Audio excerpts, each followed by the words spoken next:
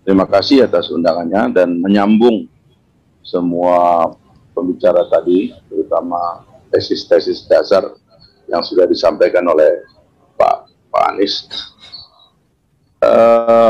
Saya kira mungkin saya akan meringkas untuk berbicara 3 persoalan yang menjadi sebab munculnya kegelisahan transisional kembali kita sekarang ini. Yang pertama itu adalah soal identitas. Saya kira hari ini tidak bisa dihindari bahwa orang kembali memperdebatkan identitas. Tadi kalimat terakhir dari Pak Prof. Imron tadi itu menegaskan ada tren bahwa klaim identitas ini menjadi tidak selesai. Padahal kita sudah harus selesai di sini.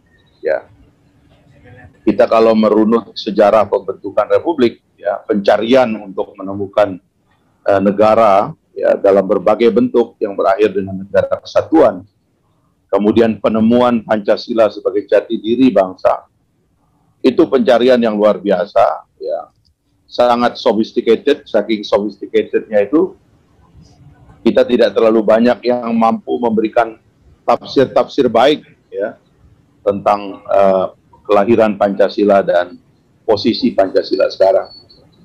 Dulu waktu BPIP dibentuk, saya tidak mau opus di awal karena ketuanya Pak Yudi Latif. Gitu.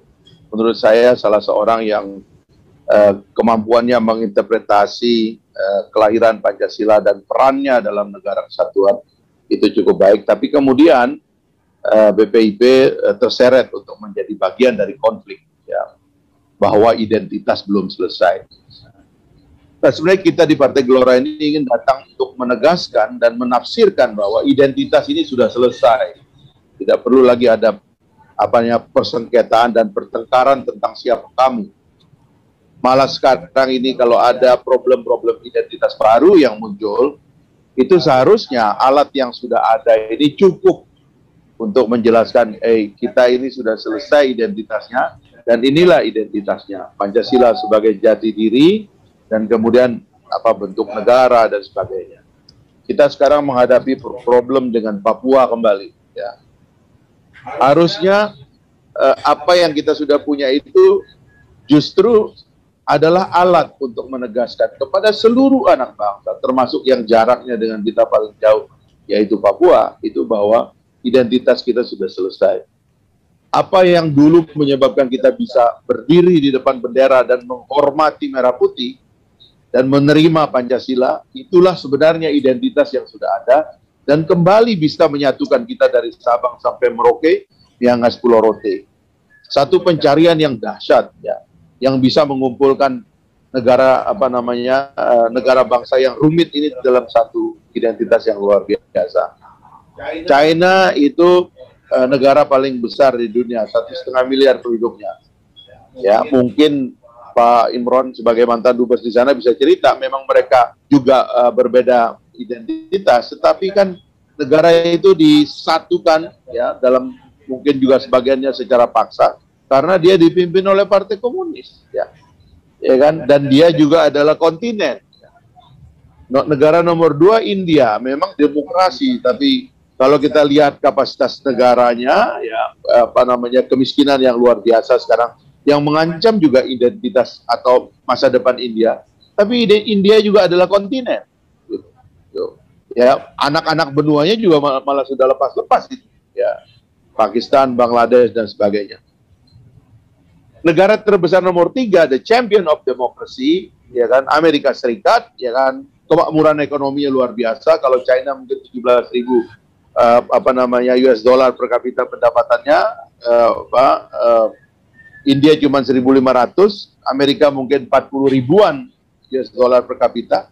Tapi jangan lupa Amerika juga kontinen, gitu. Ya kan? Indonesia ini negara terbesar nomor 4 di dunia ini, negara demokrasi terbesar nomor 3 di dunia ini bukan kontinen. Ini sebuah kepulauan, ribuan pulau, tapi kita tetap bisa menyatu hari ini. Loh, itu bukannya artinya identitas kita sudah selesai. Justru yang lain, orang lain yang belum selesai identitasnya. Kami ini udah selesai. Ribuan pulau bisa menyatu gini, ini adalah apa namanya, wonder of the world, ini harus dihormati nih. Yang kalian capek untuk menyatukan India, Amerika Serikat, China itu, atau bahkan nanti Brazil, itu adalah sederhana. Kami yang tidak sederhana, dan kami masih bersatu. Ini kan luar biasa ini sebenarnya, gitu. Dan ini adalah capaian dari generasi awal kita, terutama generasi Bung Karno. Nah, kemudian saya mengatakan ini problem kedua adalah problem kapasitas negara. Mungkin ini diantara sumber kegelisahan kita sekarang ini. Gitu. Karena kita memang dengan modal kita, negara bangsa sudah terbentuk, negara modern sudah terbentuk. Negara ini meskipun dulu disebutnya itu dipimpin oleh rezim otoriter, tapi dia pernah menjadi macan Asia, pernah menjadi kebanggaan, ya. Dan jasa dari generasi Harto menurut saya adalah karena mereka membentuk institusi yang kuat, sehingga kita diwariskan institusi yang baik. Ada negara yang institusinya tidak ada, gitu. Sehingga ketika pemimpinnya hilang pula negara itu.